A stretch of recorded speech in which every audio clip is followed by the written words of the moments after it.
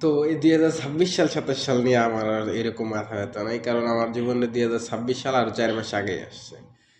কারণ যখন আমি আমি আমার প্রিয় বাংলাদেশ ছাড়লাম, বাবা মা ভাই ব্রাদার আত্মীয় স্বজন তোদের সবাই ছেড়ে যখন আমি চলে আসলাম, তো আমার জীবনে 2026 সাল তখনই ছিল। তো তারপরেও যেহেতু এটা সবাই বলতাছে, সেহেতু তোদের জন্য এটা বলাই দরকার। হ্যাপি নিউ ইয়ার বন্ধু।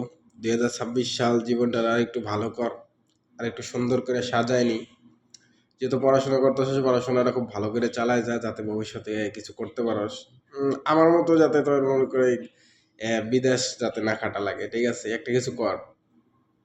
তো কথা এটাই। Happy new year. ভালো থাকবি, সুস্থ থাকবি, দোয়া করিস। আশা করি খুব তাড়াতাড়ি দেখা হবে তোদের সাথে, ইনশাল্লাহ। আর আর 2টা বছর, ইনশাল্লাহ। টাটা, ভালো থাকিস।